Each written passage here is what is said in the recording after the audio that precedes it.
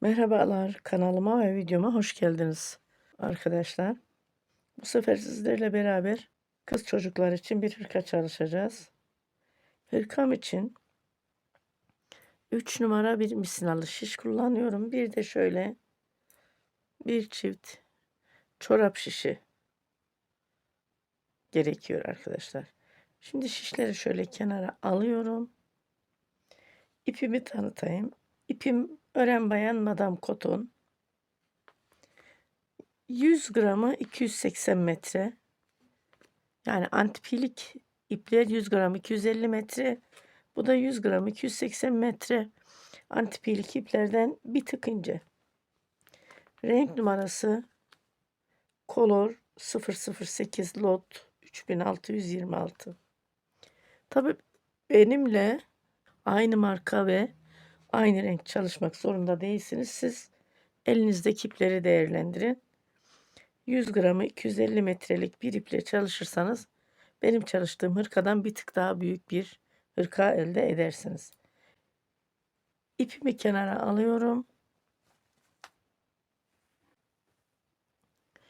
Hırkamı çalışmaya başlıyorum. Hırkam için şişime 85 ilmek attım. Örgümün arka tarafından bir sıra ters ilmeklerle ördüm, geldim. Fazla zaman kaybı olsun istemedim. Örgümün ön yüzündeyim. Örgümün ön yüzünden yaka, kol, hırkanın arka sırt bölümü, kol ve yaka ayrımını çalışıyoruz. Baştaki ilmeğimi örüyorum. Bu hırkanın başından sonuna kadar baştaki ilmeği örerek alıyorum. Bu 1, 2, 3, 4, 5, 6, 7, 8, 9, 10, 11, 12, 13, 14, 15 ilmek bakın.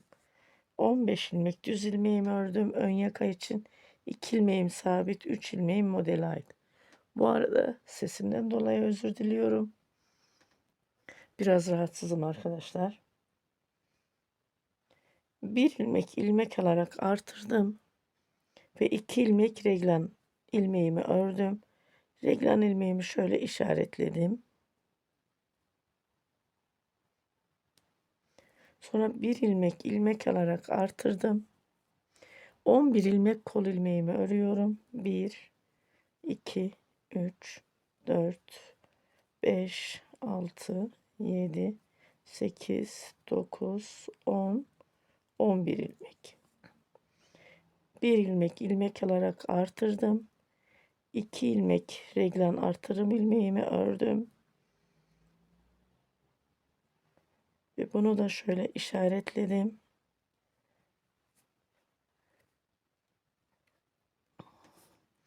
Ve bir ilmek ilmek alarak artırdım. 25 ilmek hırkamın arka sırt bölümünü örüyorum. 1, 2, 3, 4, 5, 6, 7, 8, 9, 10, 11, 12, 13, 14, 15, 16, 17, 18, 19, 20, 21, 22, 23, 24, 25. 25 ilmek düz ilmeklerimi ördüm. Sesimden dolayı sık sık videoyu durdurarak çekim yapıyorum. Kusura bakmayın arkadaşlar. Şimdi bir ilmek ilmek alarak artırdım. 2 ilmek reglan artırım ilmeğimi ördüm. Burada bu 2 ilmeğimi de işaretledim. Bir ilmek ilmek alarak artırdım. 11 ilmek kol ilmeğim 1, 2, 3, 4, 5, 6, 7, 8, şöyle ipimin katını almışım. 8, 9, 10, 11. 11 ilmek kol ilmeğimi ördüm. Burada Bir ilmek ilmek alarak artırdım. 2 ilmek reglan artırım ilmeğim. Bunu da işaretliyorum hemen. Şöyle ayrı açıla. Bir ilmek ilmek alarak artırdım. Burada 15 ilmeğim var. 2, 4, 6, 8, 10, 12, 15.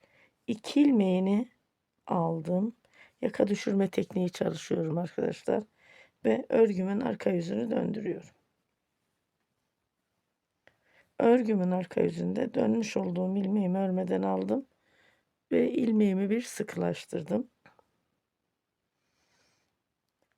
Ters ilmeklerle devam ediyorum.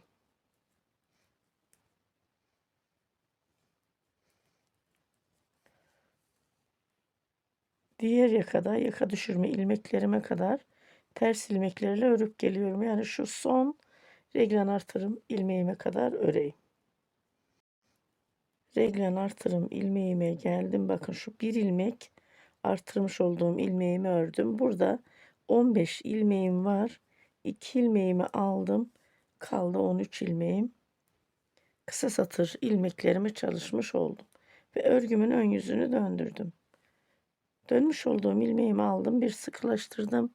Burada bir ip uzantısı olsun istemiyorum. Ve reglan artırım ilmeğime geldim. Bir ilmek ilmek alarak artırdım.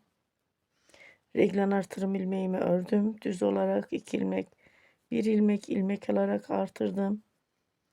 Kol ilmeklerimi düz ördüm.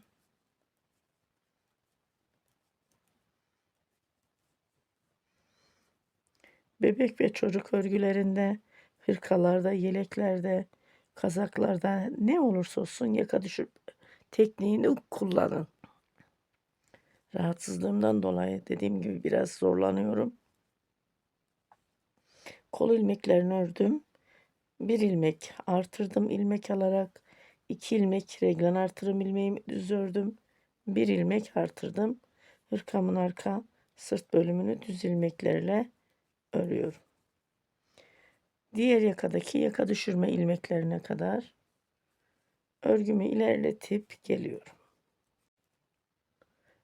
Yaka düşürme ilmeklerime geldim. 13 ilmeğim vardı. 2 ilmeğimi aldım. Kaldı 11 ilmeğim. Örgümün arka yüzünü döndürüyorum. Dönmüş olduğum ilmeği aldım ve bir sıkılaştırdım. Örgümün arka yüzünden tüm ilmeklerimi ters örüyorum. Diğer taraftaki buradaki yaka düşürme ilmeklerine kadar örgümü ilerletip geliyorum. Örgümü ilerlettim. Kısa satır ilmeklerime geldim. Burada 11 ilmeğim vardı. 2 ilmeğimi aldım ve 9 ilmeğim kaldı. Örgümün ön yüzünü döndürüyorum. Dönmüş olduğum ilmeğimi örmeden aldım. Bir sıkılaştırdım. Düz ilmeklerle reglan artırım ilmeğine kadar ördüm. Bir ilmek ilmek alarak artırdım. 2 ilmek reglan artırım ilmeğimi ördüm. Bir ilmek ilmek alarak artırdım. Artık bakın reglan artırım ilmeğim bariz kendini belli ediyor. Artırmış olduğum ilmekten sonra 4 ilmek düz ilmeğimi örüyorum. 1, 2, 3, 4. Bir doladım. Dolayarak artırdım. 2 ilmeğin içerisinden bir ilmek aldım, eksilttim. Bu 1, 2, 3, 4, 5. 5 ilmek ördüm. Bir doladım. 2 ilmeğin içerisinden bir ilmek aldım. Eksilttim. Bakın bu 1, 2, 3, 4 ilmek ördüm. Kol ilmeklerinde ajur çalışması yapıyorum. Reglan artırım ilmeğimden sonra şu artırdım ya, bundan sonra 4 ilmek ördüm. Bir doladım. 2 ilmeğin içerisinden bir ilmek aldım. Bununla beraber 5 ilmek. Bir doladım. Yani artırdım. 2 ilmeğin içerisinden bir ilmek aldım. Bununla beraber 4 ilmek ördüm. ilmek alarak artırdım.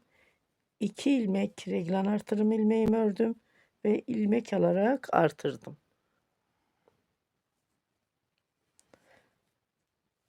Hırkamın arka sırt bölümüne geldim. Burada ilmeklerin dengesini ayarlamak için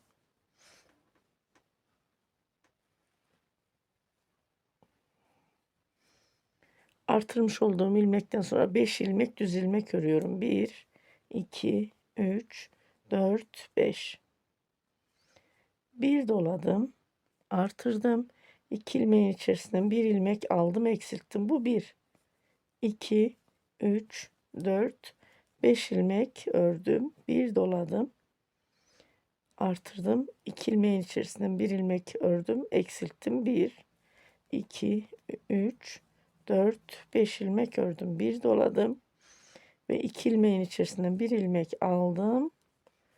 1, 2, 3, 4, 5 ilmek düz ilmeğimi ördüm. Bir doladım.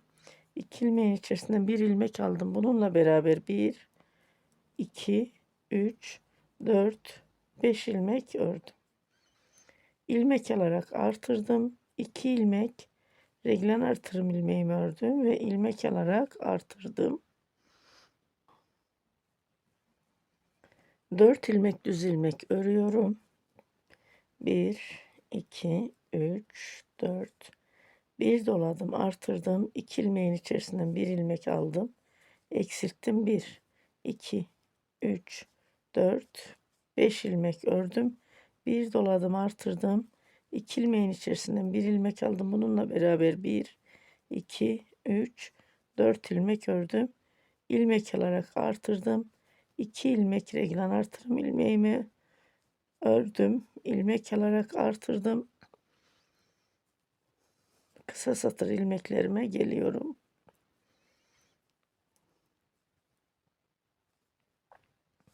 Kısa satır ilmeklerime geldim. Burada 3, 6, 9, 11 ilmeğim var.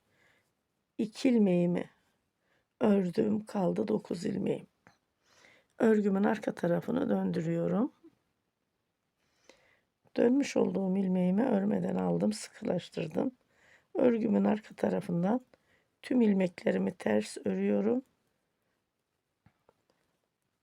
Buna ajur ilmeklerim de dahil olmak üzere.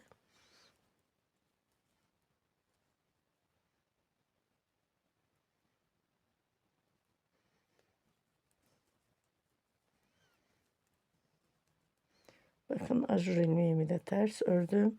Nereye kadar örüyorum? Diğer yakadaki kısa satır ilmeklerime kadar örüp geliyorum. Kısa satır ilmeklerime geldim. Burada 11 ilmeğim var. 2 ilmeğimi aldım. 9 ilmeğim kaldı ve örgümün ön yüzünü döndürdüm. Dönmüş olduğum ilmeğimi örmeden aldım. Burada ajurda 2 sırayı tamamladım. Örgünün ön yüzünden dolayarak ajur oluşturdum. Arka yüzünden de ördüm geldim. 2 sırayı tamamladım. Reglen artırım ilmeğime kadar düz ilmeklerimle ördüm. İlmek alarak artırdım. 2 ilmek reglen ilmeğimi ördüm. İlmek alarak artırdım ve diğer ilmeklerimi düz örüyorum. 3. sıradayız ajurda.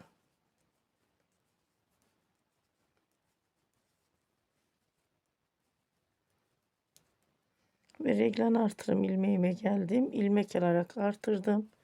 2 ilmek reglen artırım ilmeğimi düz ördüm. İlmek alarak artırdım. Hırkamın arka sırt bölümünü düz örüyorum. Bu kolda nasıl çalıştıysak diğer kolda da aynı şekilde çalışıyorum. Yaka düşürme tekniğine kadar örgümü ilerletip geliyorum. Reglen artırım ilmeklerime kadar geldim. Örgümün ön yüzünden. Burada 3, 6, 9 ilmeğim var. 2 ilmeğimi ördüm. 7 ilmeğim kaldı. Örgümün ön yüzünden son reglen artırım ilmeğimi çalıştım. 4 sefer çalıştım arkadaşlar. Bakın 1, 2, 3, 4. Bu yeterli. Örgümün arka yüzünü döndürüyorum. Dönmüş olduğum ilmeğimi örmeden aldım. İlmeğimi sıkılaştırdım ve tüm ilmeklerimi ters örüyorum. Örgümün arka yüzünden.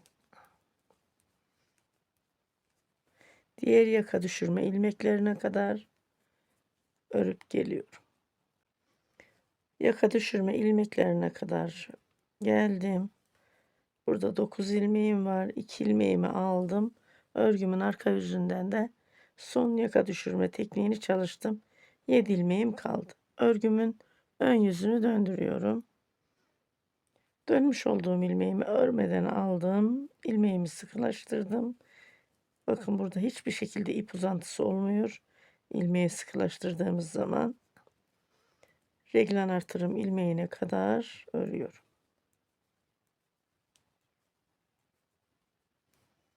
Bir ilmek alarak artırdım. 2 ilmek reglan artırım ilmeğimi ördüm. Bir ilmek alarak artırdım. Kol ilmeklerimi düz örüyorum. Aşurda 5. sıradayım.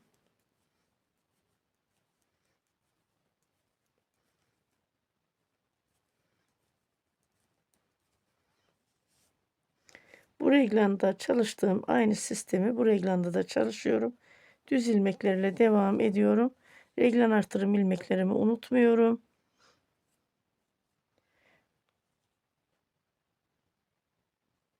Sıra sonuna kadar devam ediyorum. Çünkü artık kısa satır tekniği çalışmıyorum.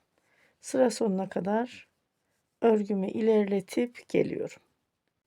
Sıra sonuna geldim.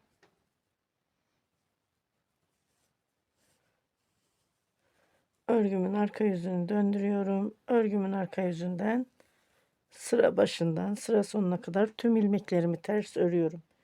Bak, baştaki ilmeğimi örüyorum. Örerek alıyorum.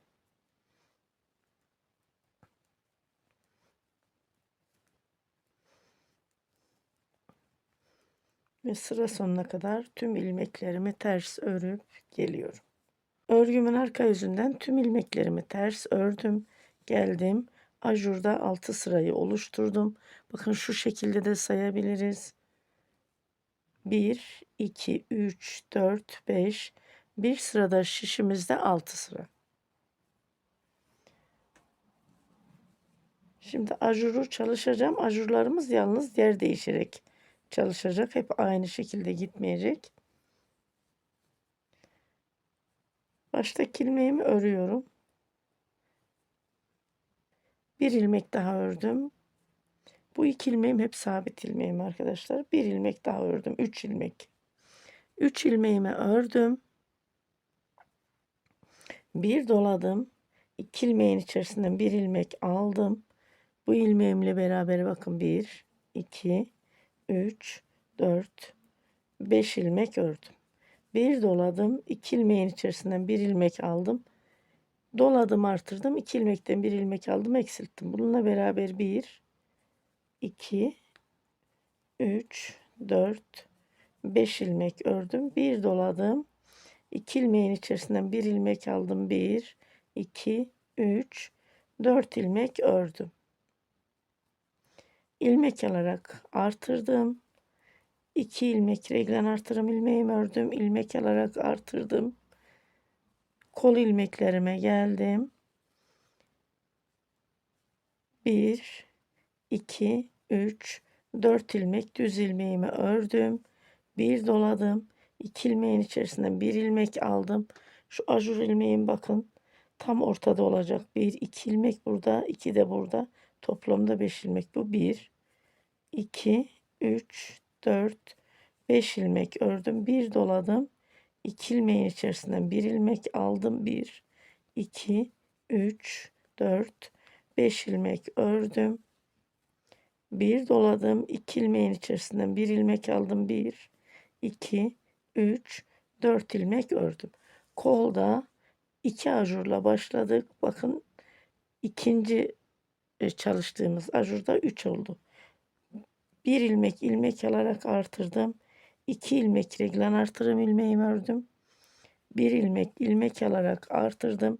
Hırkamızın arka sırt bölümünde 5 ilmekle başlıyorduk.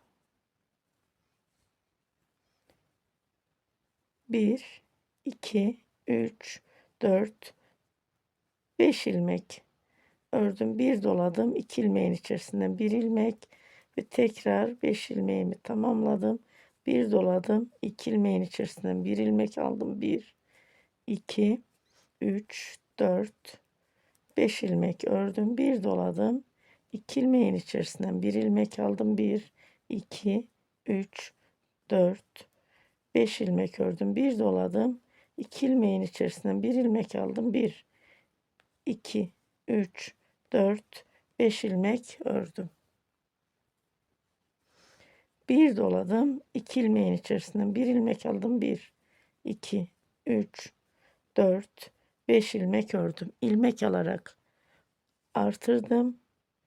Hırkamın arka sırt bölümünde 4 ajurla başladım. Bakın ikinci ajur çalışmamızda 1 2 3 4 5 oldu. 2 ilmek reglan artırım ilmeğimi ördüm. İlmek alarak artırdım. 1 2 3 4 ilmek ördüm. Bir doladım. 2 ilmeğin içerisinden 1 ilmek 1 2 3 4 5 ilmek ördüm. Bir doladım. 2 ilmeğin içerisinden 1 ilmek aldım. 1 2 3 4 5 ilmek ördüm. Bir doladım. 2 ilmeğin içerisinden 1 ilmek aldım. 1 2 3 4 ilmek ördüm.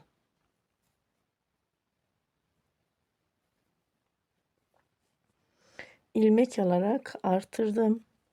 2 ilmek reglan artırım ilmeğimi ördüm. İlmek alarak artırdım. 1 2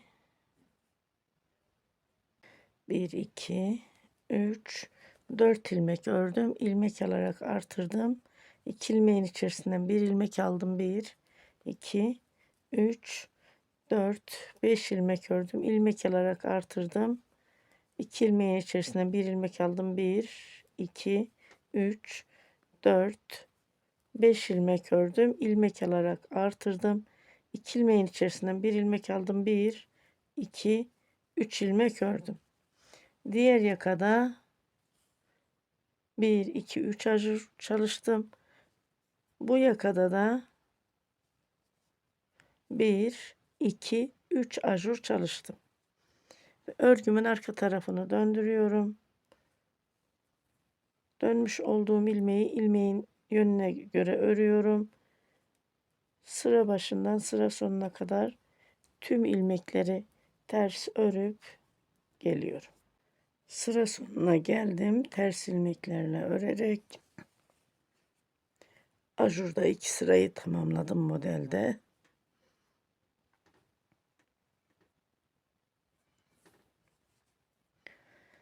Şimdi arkadaşlar şöyle çalışalım. Videomuz çok uzayacak yoksa. Düz ilmeklerle örüyorum. Reglan artırım ilmeklerimi unutmuyorum. Düz ilmeklerle örüyorum. Reglan artırım ilmeklerimi unutmuyorum. Örgümün arka yüzünden de döndürüyorum. Tüm ilmeklerimi ters örüyorum.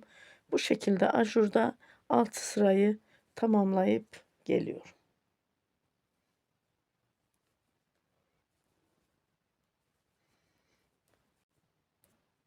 6 sırayı tamamladım, geldim. Kol bölümünde ve hırkanın arka sırt bölümünde 3. ajur çalışmamız, yakada 2. Çünkü yakada yaka düşürme tekniği çalıştım ya arkadaşlar. Baştaki ilmeğimi örüyorum. Daha sonra 1 2 3 4 şurayı ayarlamam gerekiyor. 5 ilmek ördüm. Bunun zaten şu 2 ilmeği sabit ilmeğim arkadaşlar. Pardon, 1 2 3 4 5 6 ilmek ördüm. Sonra bir doladım. 2 ilmeğin içerisinden bir ilmek aldım. Bakın burası dengeli olacak. Bu 1, 2, 3, 4, 5 ilmek ördüm. Bir doladım. 2 ilmeğin içerisine bir ilmek aldım. 1, 2, 3, 4, 5 ilmek ördüm. Bir doladım. 2 ilmeğin içerisinden bir ilmek aldım. Bu 1, 2, 3, 4 ilmek ördüm. İlmek alarak ilmeğimi artırdım. 2 ilmek reglen artırım ilmeğim ördüm. İlmek alarak ilmeğimi artırdım.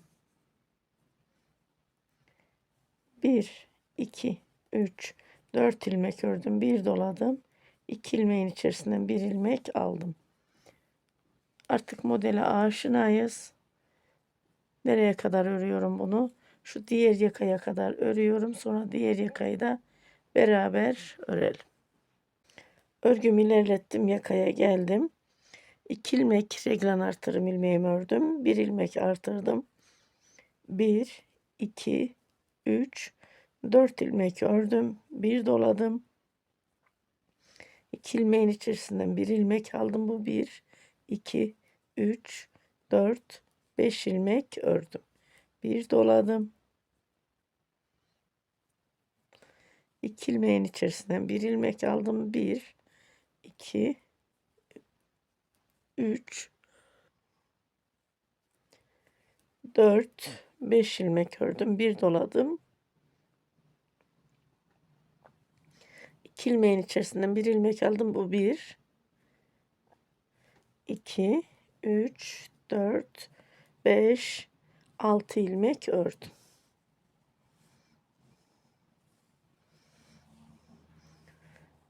Örgümün arka tarafından tüm ilmeklerimi ters örüyorum. Baştaki ilmeği örüyorum ilmeğimin gelişine göre. Sıra sonuna kadar örgümü ilerletip geliyorum. Sıra sonuna geldim. Örgümün ön yüzünü döndürüyorum.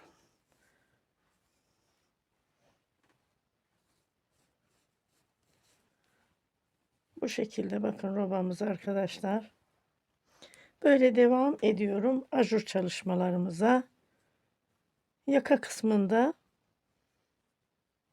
3 ilmekten sonra bir doladım. 2 ilmeğin içerisinden bir ilmek aldım. İlk ajur çalışmamız bu şekilde. İkinci ajur çalışmam 2, 4, 6 ilmek ördüm. Bir doladım. 2 ilmeğin içerisinden bir ilmek aldım. Bu şekilde tekrar çalıştım. Yakada 3. ajur çalışmamız 3 ilmek öreceğim. Bir dolayıp 2 ilmeğin içerisinden bir ilmek alacağım. Bu şekilde bakın. Yakada 1 3 ilmek olarak ajur çalışmamız, 1 6 ilmek olarak yaka kısmında bu şekilde ajur çalışmamız devam edecek. Kolda 2 ajurla başladık. 3 ajur oldu. 4 ajur. Bu şekilde ajurlarımız artacak. Arkada 4 ajurla başladık. 5 ajur oldu. 3. seferde 6 ajur oldu. 22 artırım çalışıp geliyorum arkadaşlar.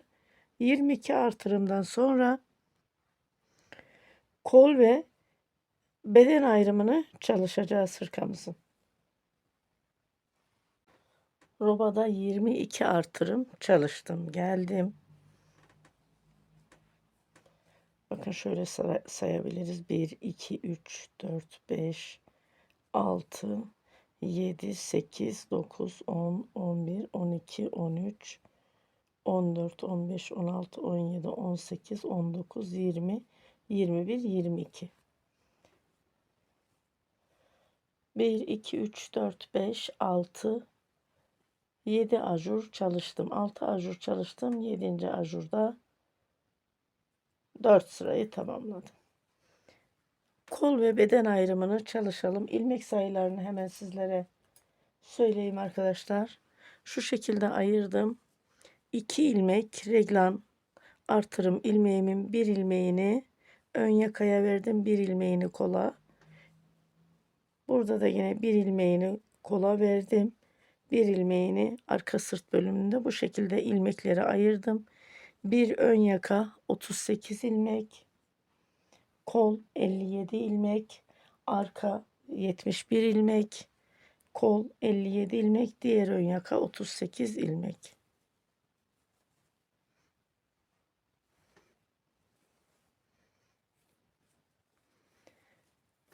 Örgümün ön yüzündeyim.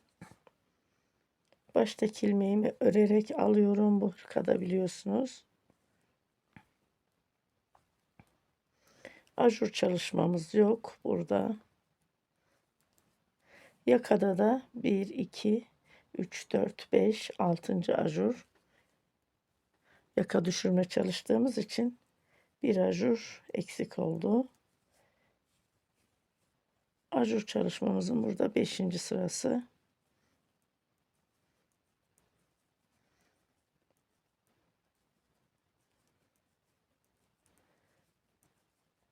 Kol ilmeklerine kadar örüyorum.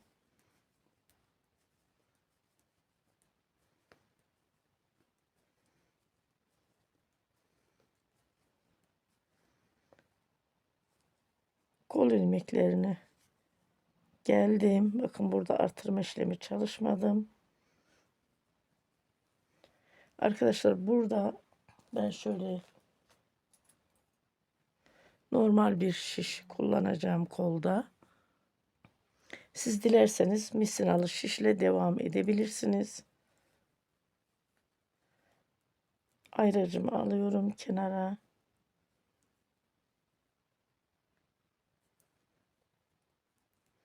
Düz ilmeklerimle devam ediyorum.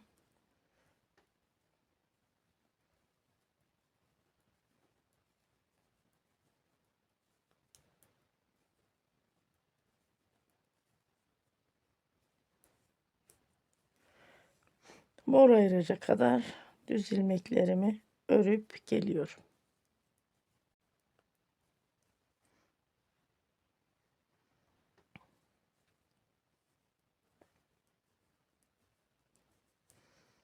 Mor ayraca geldim. Bu da biliyorsunuz kol ilmeklerini çalıştım. Ayracımı çıkardım. Kolu örmeye devam ediyorum. Örgümün arka yüzünü döndürüyorum.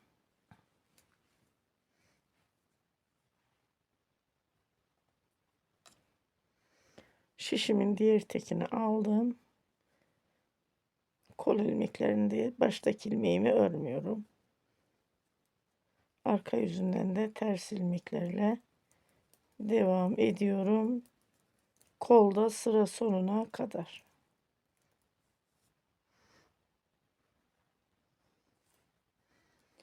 Sıra sonuna geldim. Örgümün arka yüzünden tüm ilmeklerimi ters örerek örgümün ön yüzünü döndürüyorum. Dediğim gibi sizler dilerseniz misinalı şişinizle devam edebilirsiniz.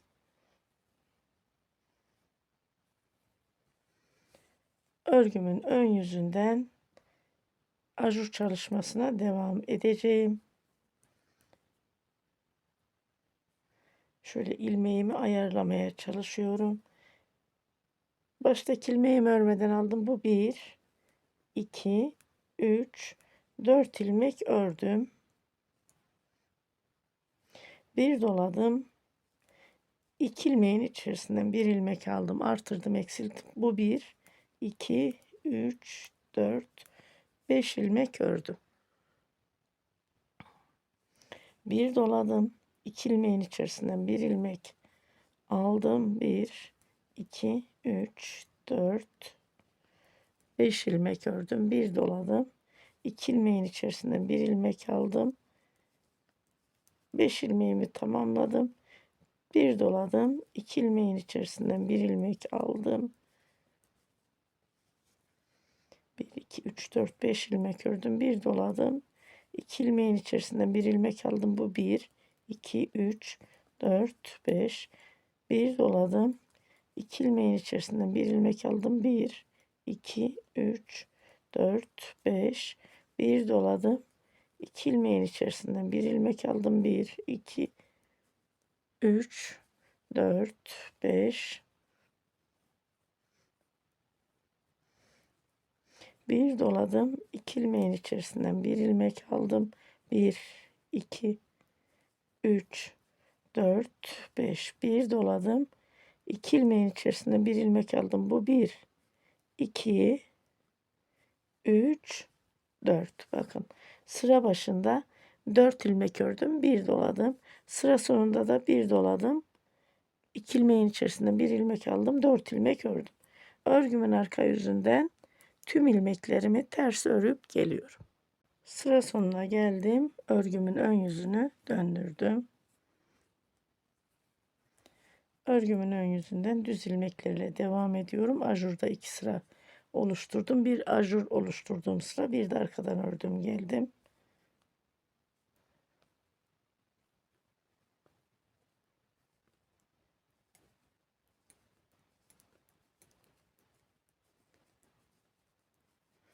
Bu şekilde ajurda 6 sırayı tamam edip geliyorum. Örgümün ön yüzünden düz örüyorum. Arka yüzünden ters. 6 sırayı tamamladım. Geldim. Kolda devam ediyoruz. Baştaki ilmeğimi örmeden aldım. 1, 2, 3, 4, 5, 6, 7 ilmek ördüm. Bir doladım. 2 ilmeğin içerisinden bir ilmek aldım. 1, 2, 3, 4, 5 ilmek ördüm. Şimdi sıra başında 7 ilmek ördüm. Bir doladım. Sıra sonunda da bir dolayıp 7 ilmek öreceğim. 2 ilmeğin içerisinden bir ilmek eksilterek. Sıra sonuna kadar örgümü ilerletip geliyorum. Sıra sonuna geldim. Sıra başında 7 ilmek örüp bir dolamıştım. Bak sıra sonunda da bir doladım. 2, 4, 6, 7 ilmek ördüm. Kolu bu şekilde devam ettiriyorum arkadaşlar. Bir ajurda kenarlarda 7 ilmek kalıyor. Bir ajurda kenarlarda 4 ilmek kalıyor. Şimdi yeterli bir ölçüye gelene kadar kol ilmeklerini örüp geliyorum. Kolu ördüm geldim. Dilerseniz bir ölçüsünü alalım kolun.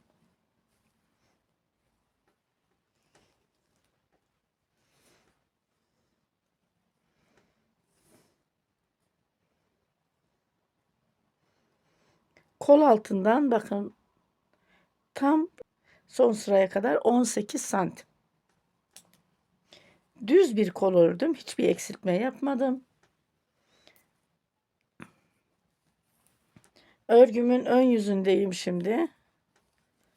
Son modelden sonra ajur sıramla beraber de 6 sıramı tamamladım. 57 ilmek kolda ilmeğim var. 15 ilmek eksilteceğim. 42 ilmek kalacak.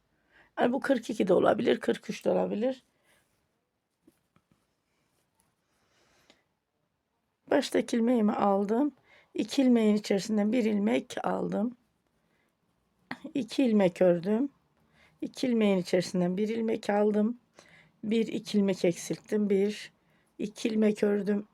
2 ilmeğin içerisinden bir ilmek aldım. 3. ilmeğimi eksilttim. 2 ilmek aldım. 2 ilmeğin içerisinden bir ilmek aldım. 4. ilmeğimi eksilttim. Bu şekilde 15 ilmek eksiltelim. Sıra sonuna kadar 15 ilmeği eksiltelim. 42 ilmeğimiz kolda kalsın. Sıra sonuna geldim. 43 ilmek kaldı şişimde. 2 ilmek ördüm. 3. ve 4. ilmekten bir ilmek eksilttim ya. Aynı o şekilde çalıştım. Tam 43 ilmeğim kaldı. Yani 14 ilmek eksiltmiş oldum. Örgümün arka yüzünü döndürüyorum. İlmeklerimi kapatıyorum.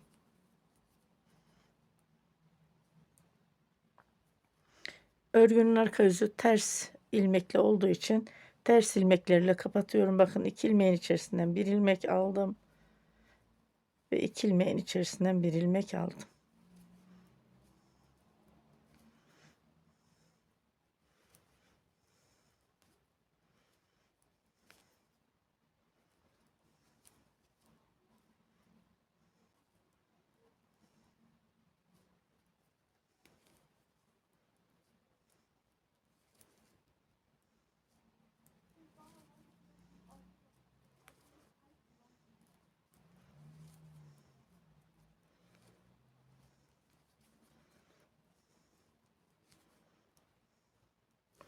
Bu şekilde ilmeklerimizi kapatalım. Kol ilmeklerimi kapattım.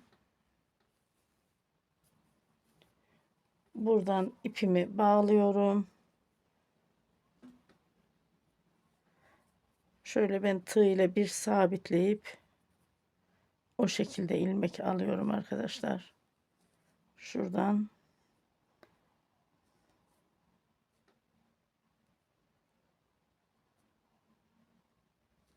şöyle buradan şu bir ilmeği tığ ile alıyorum. Açıklık oluşmasın.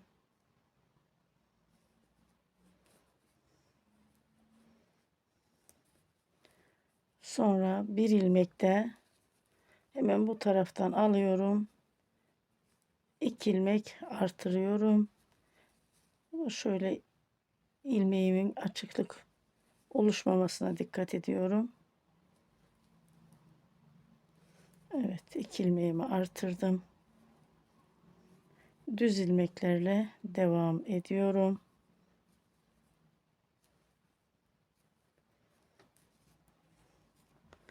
Burada ajurda örgünün ön yüzünde son sıradayız. Bir de arka yüzünden örüp geleceğiz.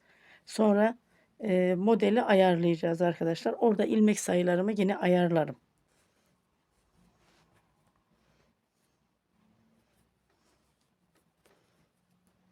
Düz ilmeklerle kol ilmeklerine kadar ilerliyorum.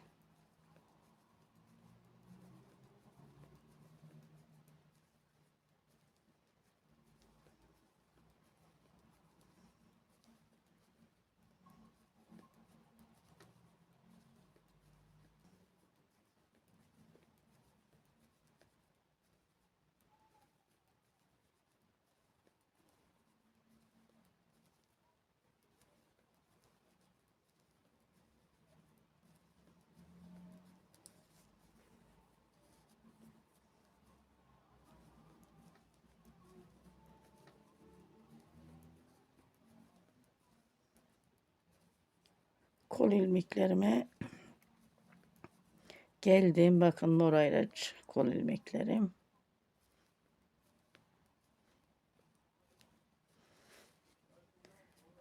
Ayracımı alıyorum. Kenara. Şöyle hemen anlatayım. Bu kolda nasıl çalıştıysam bu kolda da aynı şekilde çalışıyorum. Hiçbir şekilde ilmek artırmak yok kolda, ilmek eksiltmek yok.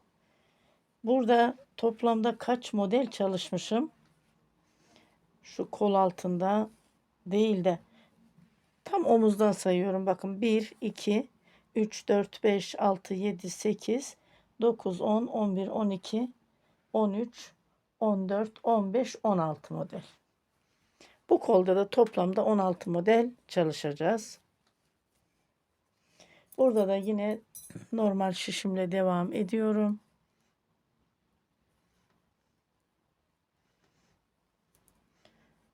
Sıra sayımızı şaşırmamak için tabii ki buradan itibaren geldik. Kol altı birleştirmemizi de yaptık.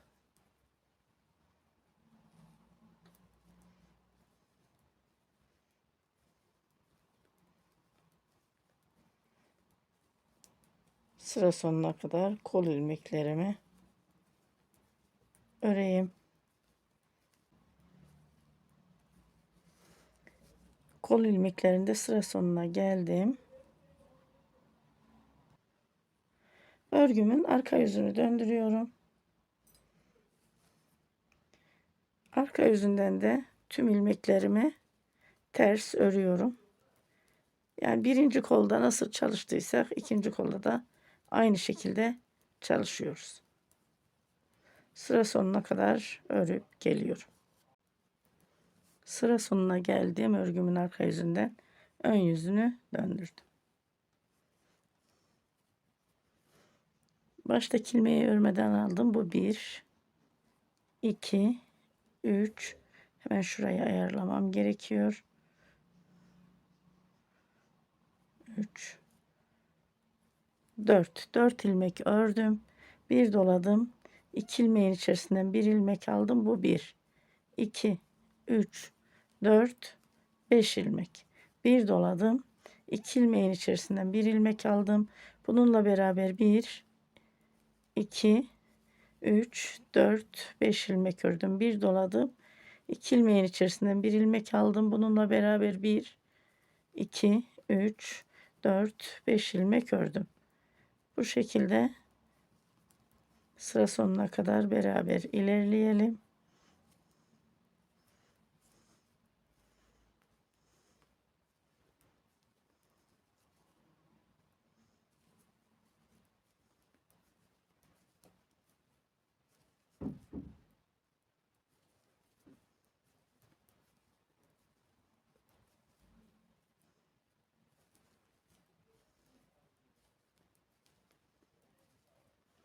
Ve sıra sonuna geldim. Sıra sonunda da bir doladım.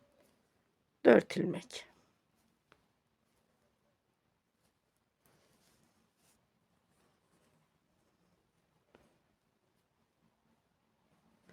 Bu şekilde devam ediyoruz arkadaşlar. Bu kolda şöyle hemen kaç model çalıştıysak bu kolda da o kadar çalışalım. Kol ilmeklerini de kapatıp geliyorum. Aynı şekilde farklı bir işlem yok çünkü. Daha sonra beden kısmını beraber öreriz. İkinci kolu da bitirdim geldim arkadaşlar. Burada da kol altı birleştirmesini çalışalım. Ne yapmıştık? Yakadan başlamıştık. Bu kolu ördük. Sonra bu koldan sonra kol altında birleştirmeyi çalıştık. Hırkanın arka sırt bölümünden ördük. Tekrar bu kolu kamera dışında ördüm ve kol altı birleştirmesini çalışacağım. Şöyle yine tığ ile sabitliyorum.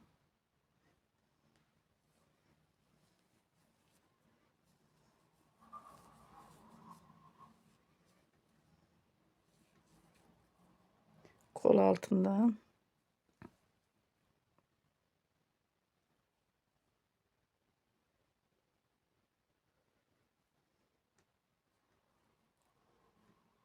şuradan açık olmayacak şekilde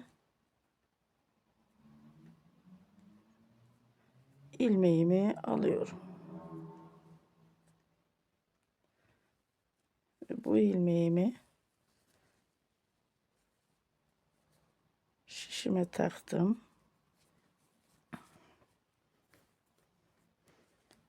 Bir ilmek de karşı taraftan yine şöyle tığ yardımıyla alırsam daha kolay çalışırım. Bunu da aldım. Ve düz ilmeklerle sıra sonuna kadar devam ediyorum.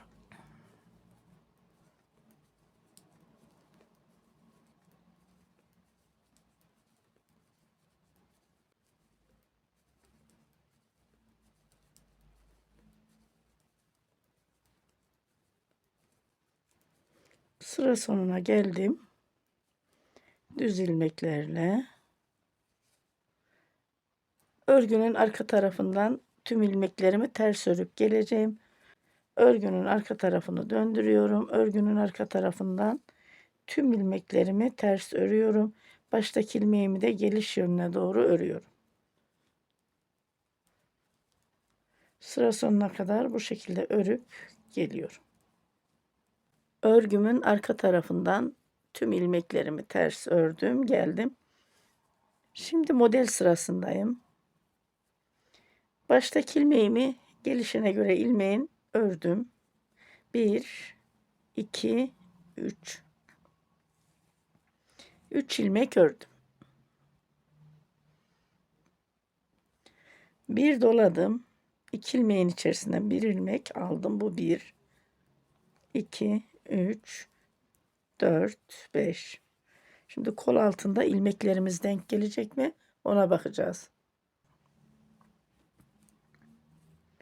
Bir doladım. 2 ilmeğin içerisinden bir ilmek alıyorum. 1, 2, 3, 4, 5. Tekrar bir doluyorum. 2 ilmeğin içerisinden bir ilmek alıyorum. Bununla beraber bu 1, 2, 3, 4, 5. Bir doladım. 2 ilmeğin içerisinden bir ilmek aldım. Rahatsızlığımdan dolayı sık sık videoyu durdurmak zorunda kalıyorum arkadaşlar. Kusura bakmayın. Bu 1, 2, 3, 4, 5 ilmek ördüm. Bir doladım. 2 ilmeğin içerisinden bir ilmek aldım. Bununla beraber bu 1, 2, 3, 4, 5 ilmek ördüm. Şöyle bir bakalım. Bir doladım. 2 ilmeğin içerisinden bir ilmek ördüm. Bu 1, 2, 3, 4, 5 ilmek ördüm. Bir doladım. 2 ilmeğin içerisinden bir ilmek ördüm. 1, 2, 3, 4, 5 ilmek ördüm. İlmeklerim de denk geldi arkadaşlar. Bir doladım. 2 ilmeğin içerisinden bir ilmek aldım. 1, 2, 3, 4, 5 ilmek oldu. Kol altlarından sadece bir ilmek bir taraftan, bir ilmek bir taraftan 2 ilmek artırdım. Bakın ilmek sayım da denk geldi. Şimdi şu kol altındaki ne yapalım? Şuraya kadar tam kol altına gelmeyelim de kol altındaki şu son modele kadar gelelim. Orada tekrar ilmek sayısına bakalım. Hırkamın arka sırt bölümünde şu kol altına doğru geldiğim yerde son modele geldim. Şimdi kol altı ilmeklerimiz denk gelecek mi ona bakacağım. Bir doladım. Burada 2, 4, 5 ilmekten sonra 2 ilmeğin içerisinde bir ilmek aldım. Bu 1, 2, 3, 4, 5. Bir doladım. 2 ilmeğin içerisinden bir ilmek aldım. 1, 2, 3, 4, 5 ilmek ördüm. Bir doladım. 2 ilmeğin içerisinden bir ilmek aldım. Burada da ilmeklerim tam denk geldi.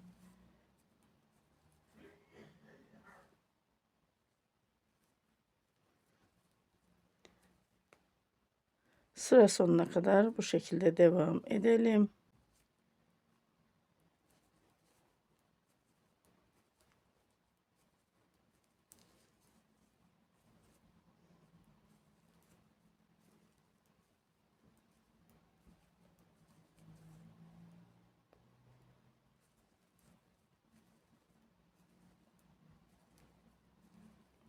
Sıra sonundaki son modeli de çalıştım. Sıra sonunda da 3 ilmeğim kaldı. Örgümün arka tarafından tüm ilmeklerimi ters örüp geliyorum.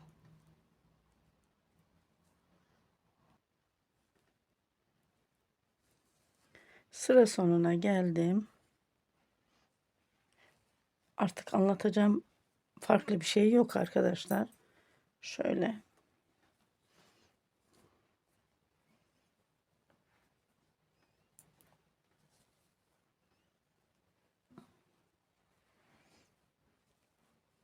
Hırkamızın modeli küçük ajurlarla devam ediyor.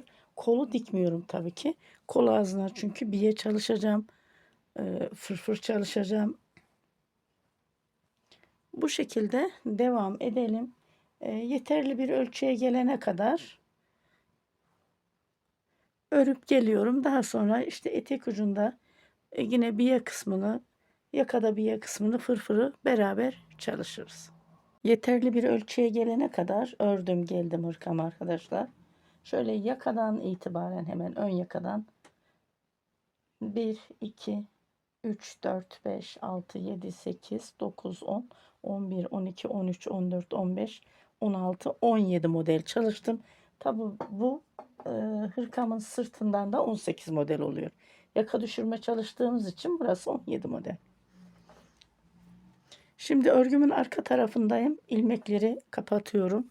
Hırkamın arka yüzünden. Ters ilmeklerle kapatıyorum. Bakın Son modeli ördüm. Tamamladım. İlmeklerimi kapatıyorum.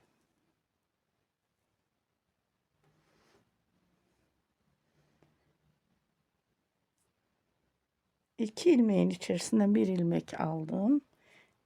İpimi diğer şişime taktım. Tekrar iki ilmeğin içerisinden bir ilmek.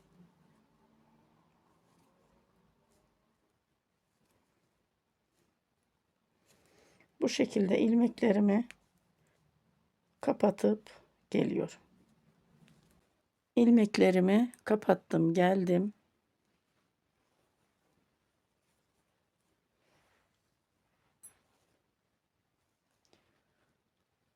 Bir kolun biye ve fırfır kısmını kamera dışında çalıştım. İkinci kolu beraber çalışalım. Daha sonra hırkamızın ön patları, etek ucu ve yaka kısmını beraber çalışırız.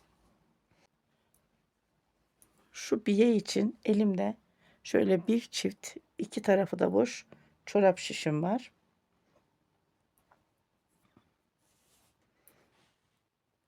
İpimi alıyorum.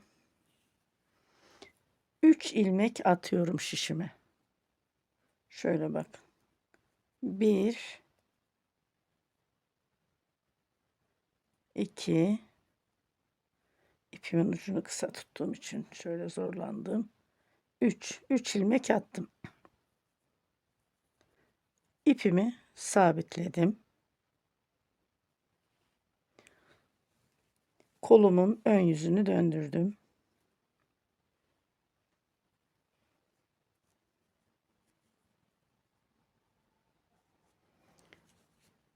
İlmeğimizin şöyle iki katı var.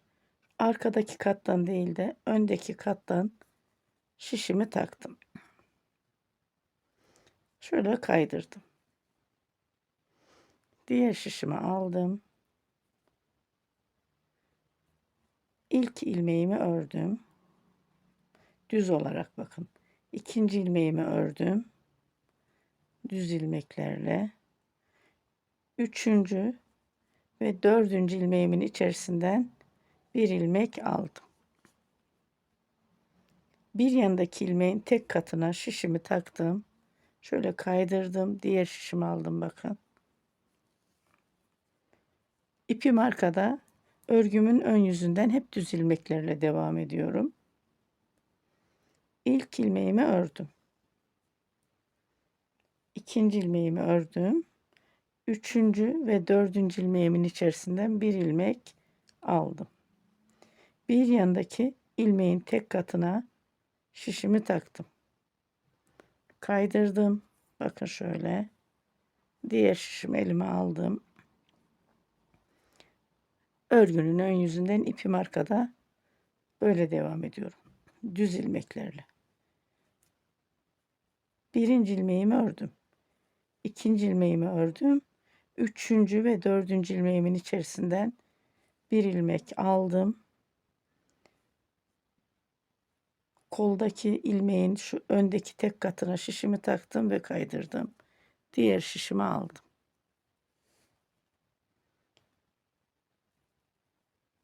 Birinci ilmeğimi ördüm. İkinci ilmeğimi ördüm düz olarak. Üçüncü ve dördüncü ilmeğimin içerisinden bir ilmek aldım düz olarak. Bir yandaki ilmeğin tek katında şişimi taktım. Diğer şişimi aldım. Bakın kaydırdım. Birinci ilmeğimi düz ördüm. İkinci ilmeğimi düz ördüm. Üçüncü ve dördüncü ilmeğimin içerisinden bir ilmek düz aldım. İlmeğimin tek katına şişimi taktım. Bakın kaydırdım. Diğer şişimi aldım. Birinci ilmeğimi düz ördüm. İkinci ilmeğimi düz ördüm. Üçüncü ve dördüncü ilmeğimin içerisinden bir ilmek aldım. Bir yandaki ilmeğin tek katına şişimi taktım. Şöyle kaydırdım. Diğer şişimi aldım. Bu şekilde sıra sonuna kadar kolda gelelim. Teknik aynı. Hani daha fazla anlatmaya gerek duymuyorum. Sıra sonuna geldim. Sıra sonundaki 2 ilmek var. Onu da beraber çalışalım.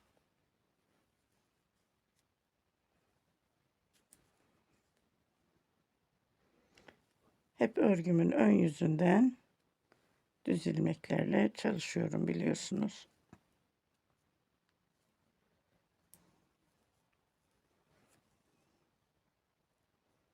Evet, bir ilmek varmış.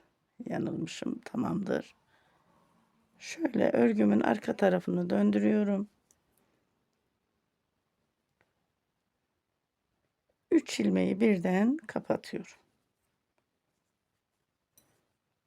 Şöyle bir de sabitliyorum. Biraz ip mesafesi bırakarak şöyle ipimi kesiyorum. Çok kısa kesmiyorum. Tekrar örgümün yani kazağımın kolunun ön yüzünü döndürdüm. İpimi alıyorum elime. Biyemizin şu arkadaki ilmekten bakın. Arkadaki ilmekten ilmeğimi aldım. Bu ipimi şöyle şuradaki ipime bir sabitleyeyim. İlmeğim çıkmasın.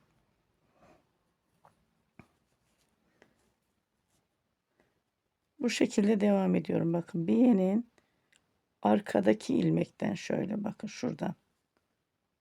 Her ilmekten bir ilmek alıyorum. Hani burada ilmek sayısı önemli değil.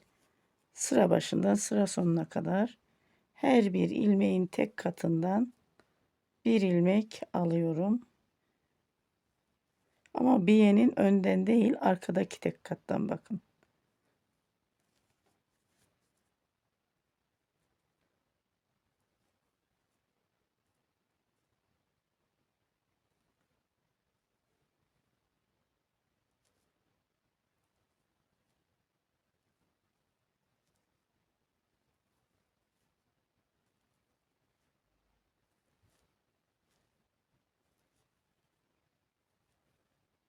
Sıra sonuna kadar her bir ilmeğin tek katından bir ilmek alarak sıra sonuna geliyorum. Sıra sonuna geldim. Dediğim gibi burada ilmek sayısı önemli değil. Zaten sıra başından sıra sonuna kadar ilmeklerimizi aldık. Siz burada misinalı şişle çalışabilirsiniz. Ben bu çorap şişiyle çalıştım. Sıkıntı yok. Örgümün arka tarafını döndürdüm. Örgümün arka tarafından ilk ilmeğimi aldım. Bakın bir ilmek aldım. Bir ilmek artırdım. Gizli olarak. Bir ilmek ördüm ters olarak. Bir ilmek artırdım. Bir ilmek ördüm. Bir ilmek artırdım. Bir ilmek ördüm. Bir ilmek gizli artırım. Bir ilmek ördüm. Bir ilmek gizli artırım. Siz gizli artırımı nasıl çalışıyorsanız o şekilde yapınız. Bir ilmek ördüm. Bir ilmek gizli artırım. Bir ilmek ördüm. Bir ilmek gizli artırım. Bir ilmek ördüm. Bir ilmek gizli artırım. Bir ilmek ördüm. Bir ilmek artırdım. Bir ilmek ördüm.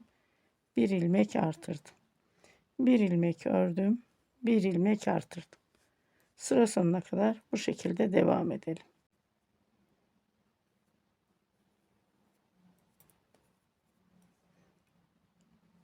Bir ilmek örüp bir ilmek artırarak sıra sonuna geldim. Örgümün ön yüzünü döndürüyorum. Örgümün ön yüzünden tüm ilmeklerimi düz örüyorum. Baştaki ilmeğimi aldım. Örmeden artırmış olduğum ilmeğim bakın düz. Normal ördüğüm ilmeğim düz.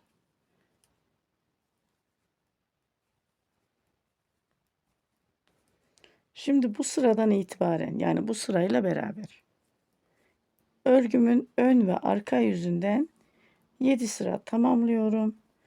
Daha sonra örgümün arka yüzünden örgümü kapatıyorum. Ön yüzünden düz ilmeklerle örüyorum. Arka yüzünden ters ilmeklerle örüyorum.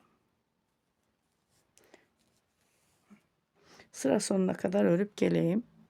Düz ilmekleri örerek sıra sonuna geldim. Örgümün arka yüzünü döndürüyorum. Baştaki ilmeğimi örmeden aldım. Arka yüzünden tüm ilmekleri ters örüyorum.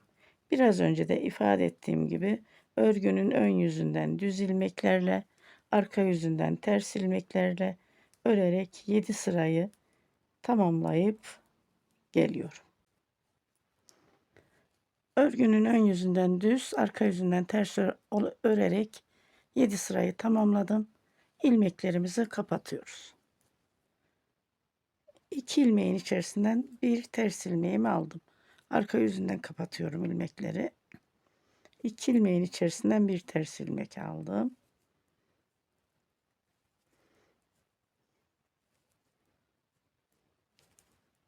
Bu şekilde ilmeklerimizi kapatalım.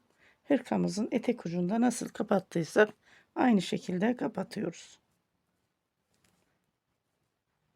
İlmeklerimi kapattım. Sabitliyorum. Biraz ip mesafesi bırakarak kesiyorum. Kolu dikeceğim için. Bu şekilde bir fırfır oluştu kolda arkadaşlar.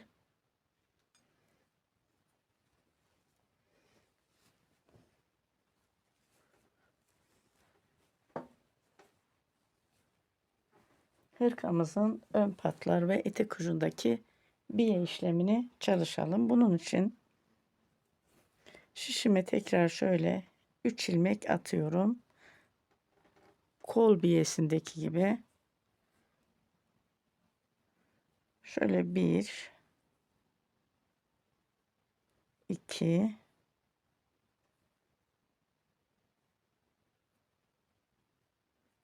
3 ilmek attım ve sabitledim.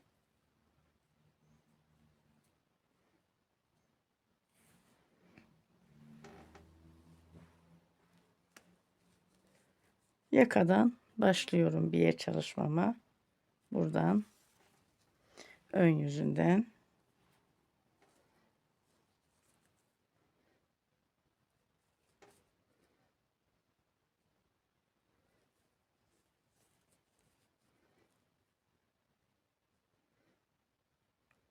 ön katından ilmeğimin taktım şu. Bakın şöyle arka kattan değil. İlmeğin şu arka katından değil. Ön katından taktım. İpimi arkaya alayım. Burada yine 4 ilmek oluşturdum. Şişimi kaydırdım. Çorap şişimi. İlk ilmeğimi, yani birinci ilmeğimi örüyorum. İlk sıra olduğu için biraz zorlanıyor. İkinci ilmeğimi ördüm. Düz ilmeklerle.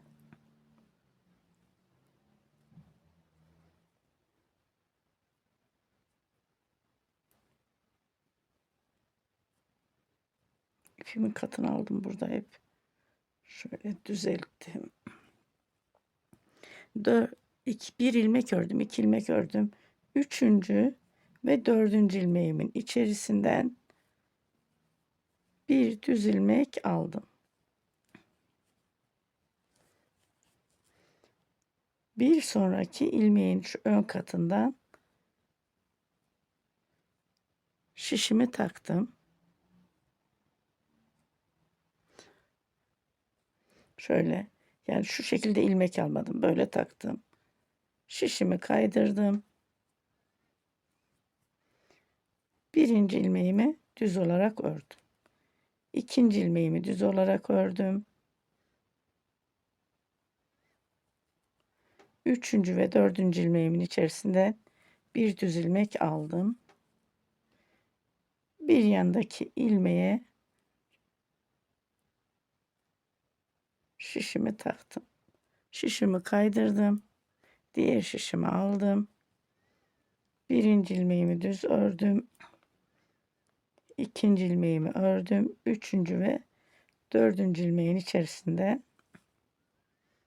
bir ilmek aldım. Şöyle anlatayım. Bu ön patta hani burada bir yerde şöyle bir volanlama olmasın diye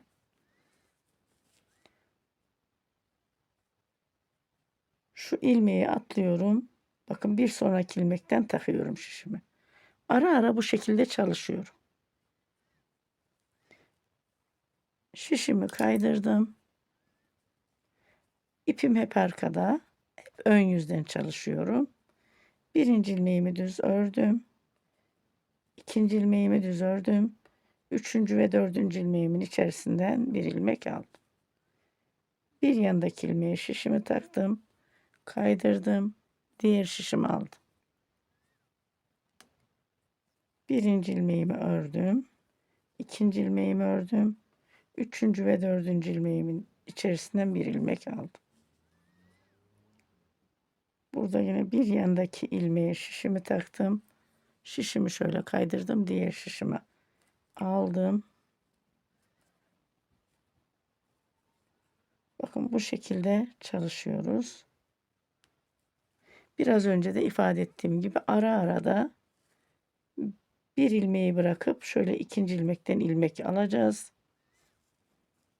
Etek ucuna kadar çalışıp geliyorum şuraya kadar.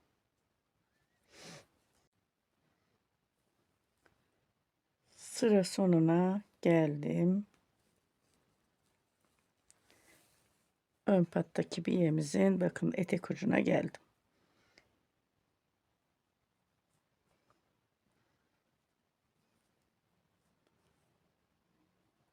Yine şöyle ön taraftan şişimi taktım, kaydırdım. Etek ucundaki son ilmeğim bu. Birinci ilmeğimi ördüm. İkinci ilmeğimi ördüm. Üç ve dördüncü ilmeğimden bir ilmek aldım. Bakın şöyle dönüyoruz. Etek ucuna.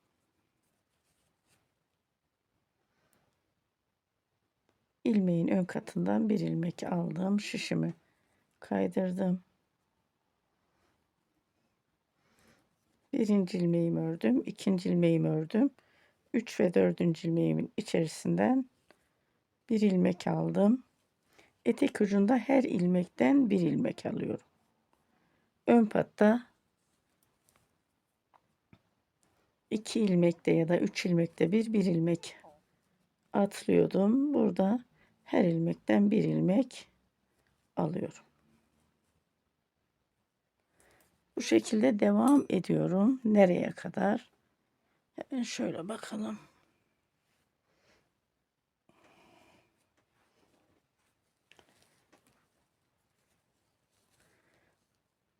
Yakadan başladım. Ön patı aşağı doğru indim. Etek ucunu çalışıyorum biye olarak. Tekrar buradan dönüyorum. Yakaya kadar geliyorum. Buraya kadar çalışıp geleyim. Hırkamızın biyesini çalıştım geldim. Yakaya kadar ilmeklerimizi beraber kapatalım. Şöyle arka yüzünü döndürüyorum. Bakın şu şekilde. 3 ilmeğin içerisinden bir ilmek alıyorum. Ve şu şekilde de sabitliyorum.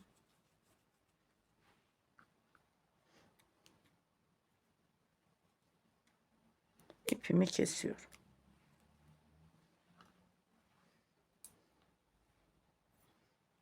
Çorap şişlerimi kenara koyuyorum. Şöyle.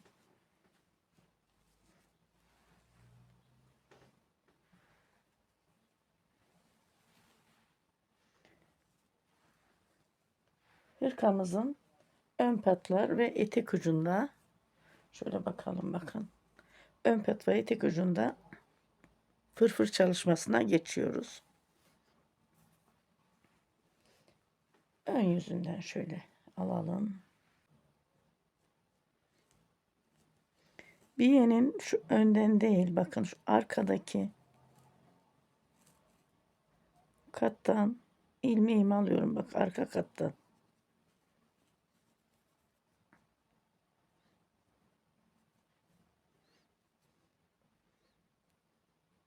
Buradan bir ilmek aldım tığ yardımıyla ilk olarak. Sonra misinalı şişime taktım. Burada misinalı şiş olması gerekiyor arkadaşlar. Yoksa şişe ilmeklerimiz sığmaz. Biyemizin arka kattan, bak arkadaki ilmekten, her ilmeğin tek katından bir ilmek alıyorum.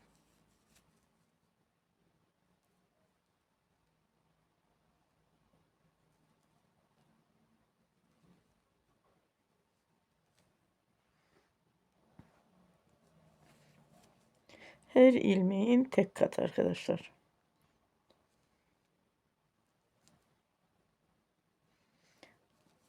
Arka katı mı? Bakın şöyle arkadaki katımız şu şekilde. Tekrar göstereyim. Bakın. Buradan değil ama şu arkadan.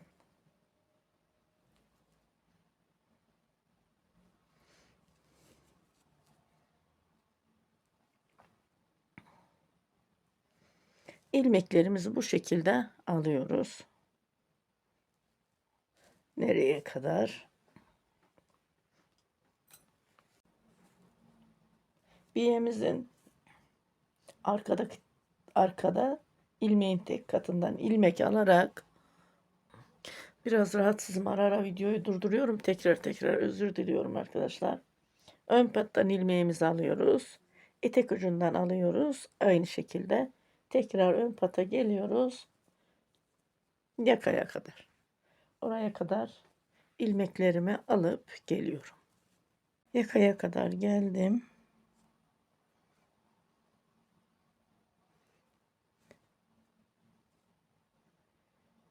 Ve son ilmeklerimi de aldım.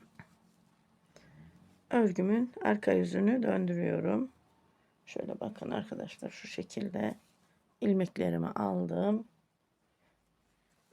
Bu yakadan başladım ve diğer yakaya kadar.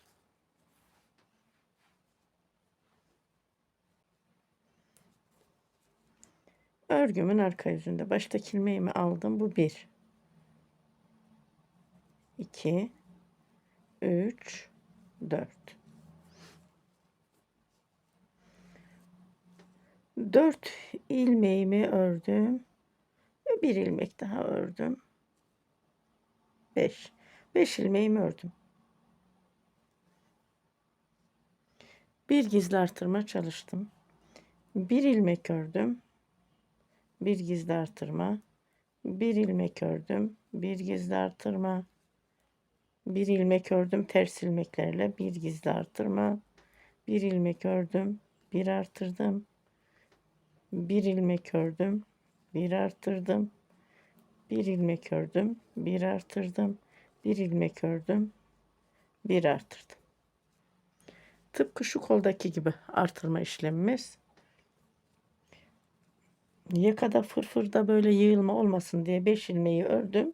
Daha sonra bir ilmek ördüm, bir artırdım. Bir ilmek ördüm, bir artırdım. Bu şekilde çalışıyorum nereye kadar? Diğer yakada 5 ilmeğimiz kalana kadar. Diğer yakada 5 ilmek kalana kadar öreyim dedim. 6 ilmek kaldı. Bu ilmeğimi ördüm, bir artırdım. Bir ilmek ördüm, bir artırdım. Burada şu 4 ilmeğimi pardon 4 ilmeğimi bırakıyorum. Bu 5. ilmeğimi ördüm. Örgümü döndürüyorum. Buradaki 4 ilmeğimi örmüyorum. Diğer ilmeklerimi düz örüyorum. Şu dönmüş olduğum ilmeğimi de örmeden alıyorum. İlmeğimi bir sıkılaştırıyorum. Bakın gizli artırma yaptığım ilmeğimi ördüm. Normal ilmeğimi ördüm. Artırma ilmeğimi ördüm. Örgümün ön yüzündeyim. Örgümün ön yüzünden tüm ilmekleri düz örüyorum.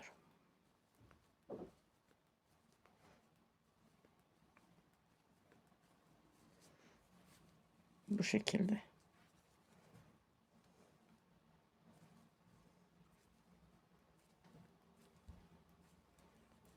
Düz ilmeklerle devam ediyorum. Nereye kadar? Diğer yakada hemen şöyle göstereyim. Bu yakada 4 ilmek kalana kadar. Örgümün ön yüzünden diğer yakada 4 ilmek kalana kadar düz ilmeklerimi örüp geliyorum.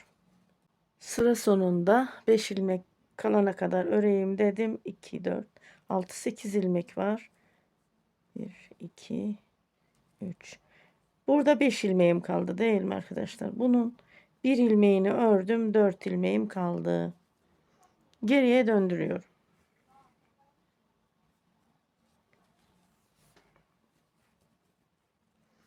Beni takip eden arkadaşlarım iyi bilir. Bebek yeleklerinde, hırkalarında hep yaka düşürme tekniği yaparım. Kısa satır tekniği. Onun gibi düşünelim. Dönmüş olduğum ilmeği örmeden alıyorum. Ve örgümün arka yüzünden ters ilmeklerle devam ediyorum.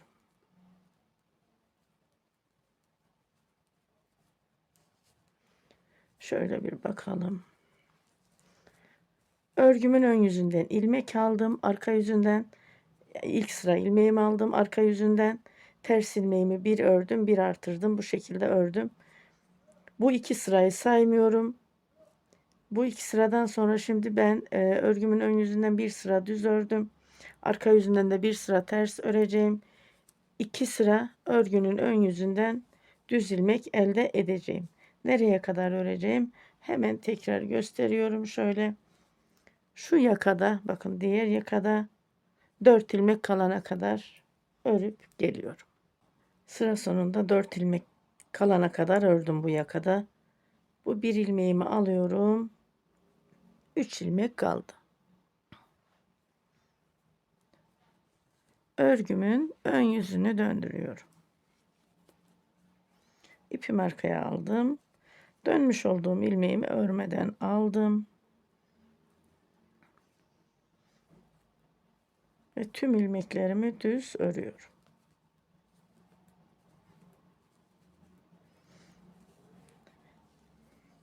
Fırfırda düz örgülerden 3. sıradayız. Toplamda 5 sıra ama ilmek taktım. Örgünün arka tarafından bir ördüm, bir artırdım. Orayı saymıyorum. Şu düz örgüden 3. sıradayız. Sıra sonuna kadar örüp geliyorum. Nereye kadar? Diğer yakaya kadar. Buradaki 4 ilmeği de örüyorum. Sıra sonuna geldim. Örgümün arka yüzünü döndürüyorum. İlmeklerimi kapatıyorum bu sıra arkadaşlar. Örgümün ön yüzünden 3 sıra düz sıramı ördüm, tamamladım. İlmek aldığım sıra ve arka yüzündeki sıra hariç. Yani toplamda 5 sıra oldu. 2 ilmeğimin içerisinden bir ilmek alıyorum. Tekrar 2 ilmeğimin içerisinden bir ilmek ve tekrar 2 ilmeğimin içerisinden bir ilmek ve tekrar 2 ilmeğimin içerisinden bir ilmek.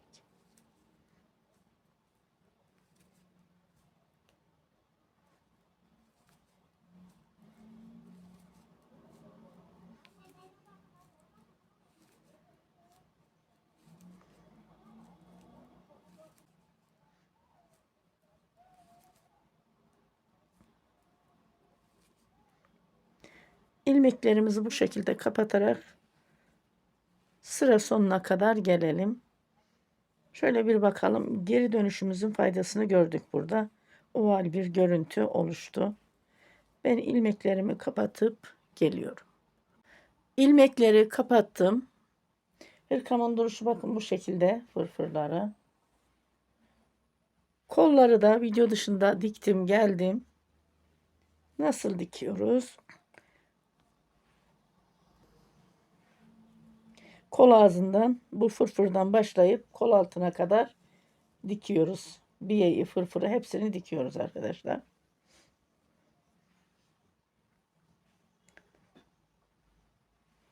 Hırkamızın yaka biyesini ve kordonunu çalışacağız. Bunun için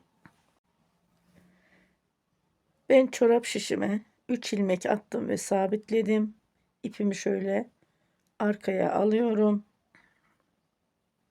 Bakın şişimi yine şöyle kaydırdım. Biyedeki çalışmış olduğum gibi aynı şekilde çalışıyoruz. Önce kordonu çalışacağım. Sonra yaka biyesini bitireceğim. Tekrar kordon.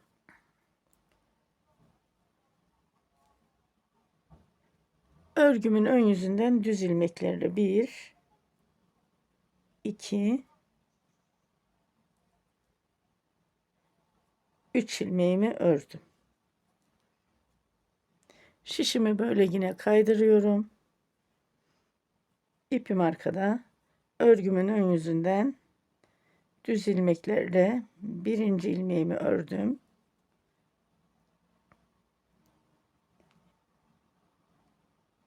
İkinci ilmeğimi ördüm ve üçüncü ilmeğimi ördüm. Yine şişimi kaydırıyorum.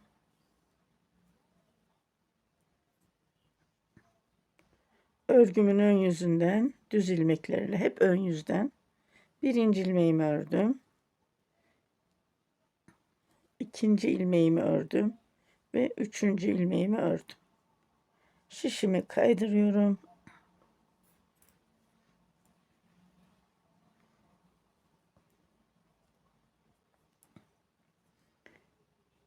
Birinci ilmeğimi düz ördüm.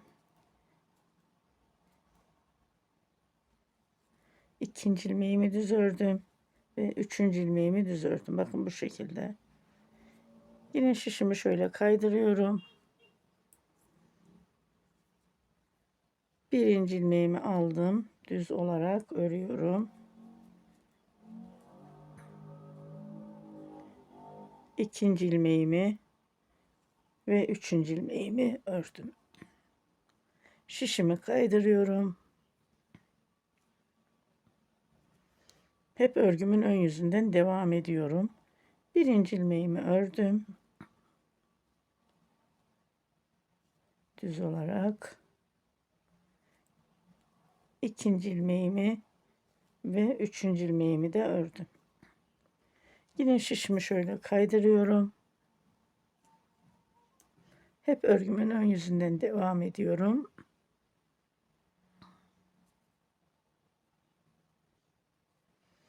Birinci ilmeğimi düz olarak ördüm. İkinci ilmeğimi ördüm.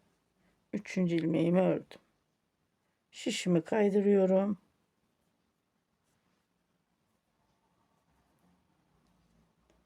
Örgümün ön yüzünden yine birinci ilmeğim düz. İpim hep arkada. İkinci ilmeğim düz. Ve üçüncü ilmeğim düz. Şişimi kaydırıyorum.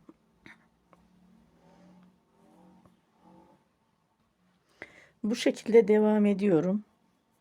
Ne kadar örerim? Yeterli bir ölçüye gelene kadar 20 santim ya da 20 ile 25 santim arası örer gelirim arkadaşlar.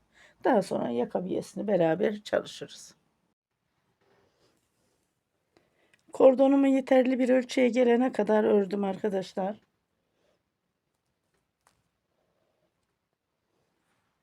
Şöyle bir bakayım kaç santim olmuş. 25 santim olmuş, yeterli. 20 ila 25 santim arası yapalım demiştim. Hırkamın yaka kısmını alıyorum şöyle.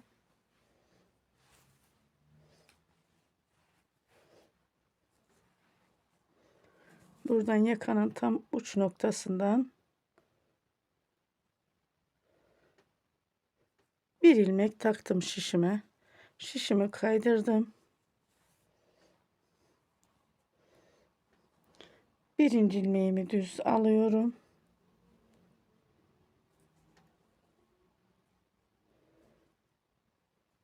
İkinci ilmeğimi düz ördüm. Üçüncü ve dördüncü ilmeğimin içerisinden bir ilmek aldım.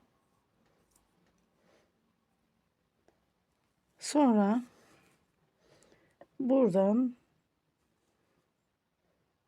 bir ilmek daha alıyorum şişime.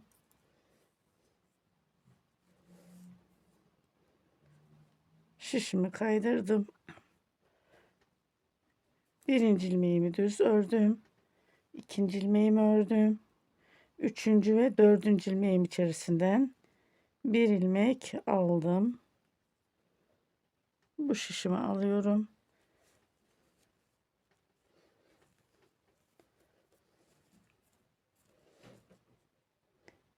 Buradan bir ilmek taktım şişime, şöyle şişimi kaydırdım. Birinci ilmeğimden bir ilmek, ikinci ilmeğimden bir ilmek ördüm düz. Üçüncü ve dördüncü ilmeğimin içerisinden bir düz ilmek alıyorum.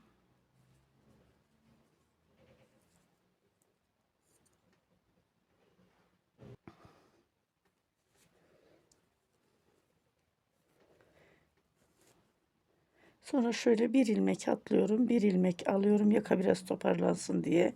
Arada bir ilmeği şöyle atlıyorum. Buradan bir ilmek aldım, şişimi kaydırdım. Birinci ilmeğimi ördüm düz. İkinci ilmeğimi ördüm. 3 ve dördüncü ilmeğimin içerisinden bir düz ilmek aldım.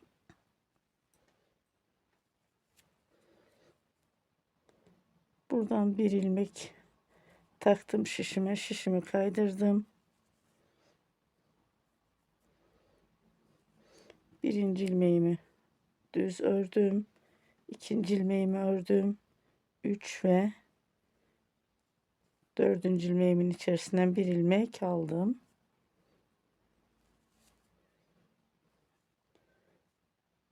Buradan bir ilmek yine taktım şişime. Şişimi kaydırdım.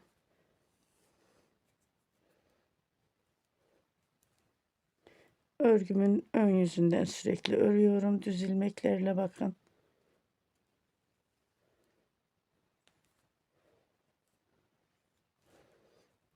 Bu şekilde devam ediyorum arkadaşlar. Arada böyle 3-4 ilmek aldıktan sonra bir ilmek atlayıp diğerini alabilirsiniz. Yaka böyle toplu dursun diye. Biyemiz bu şekilde yakada bakın. Böyle. Şimdi diğer yakaya kadar yakanın biyesini çalışıp geliyorum. Yakada biyemizi çalıştık arkadaşlar. Bakın son ilmeği de aldım. Burayı da çalışalım.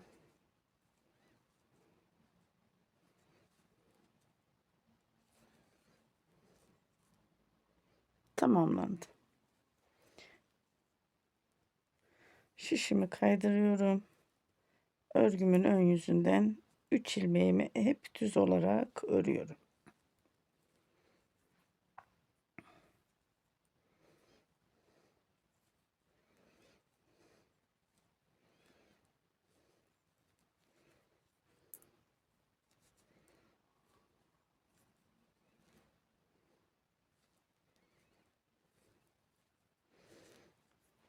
Kordonumuzu bu tarafta da 25 santime tamamlayıp geliyorum. Kordonu bitirdim. Şöyle döndürüyorum kordonumun arka yüzünü.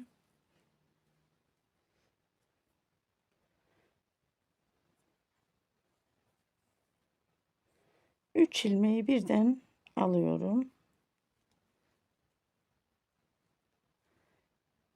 Bir de sabitliyorum.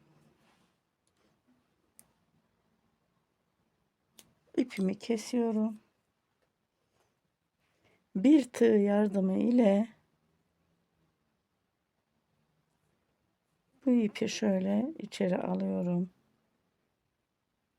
Bu işe biz temiz iş diyoruz arkadaşlar.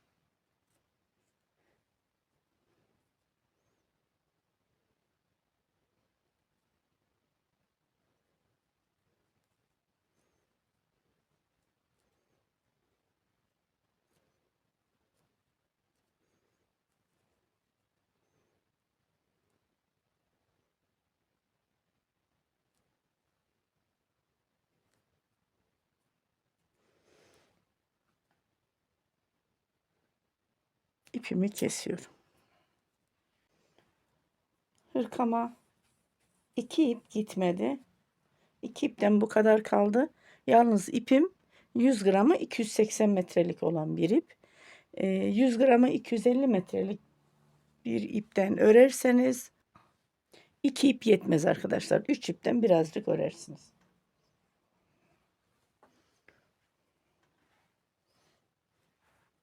Bu hırkada düğme kullanmıyoruz biliyorsunuz.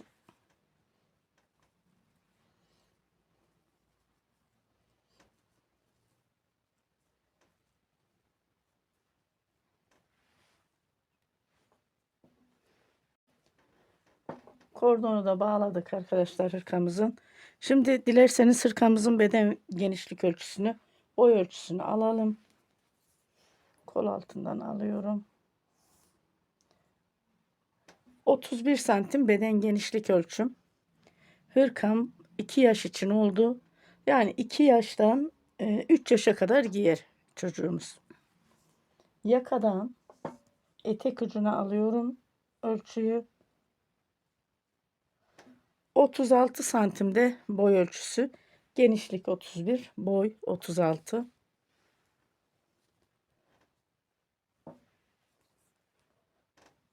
Kol ölçümüzü alalım.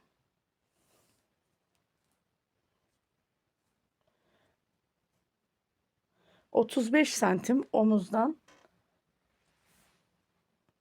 ...fırfırın ucuna kadar... ...hemen bir de kol altından alalım.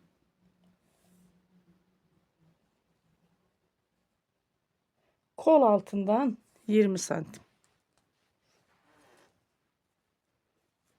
Hırkamız fırfırlı. Biye çalışması ayrı. Beymen model arkadaşlar. Harika bir hırka oldu. İnşallah bu videodan sonra bu hırkamıza bir de etek çalışacağım. Yine böyle Beymen model fırfırlı bir etek.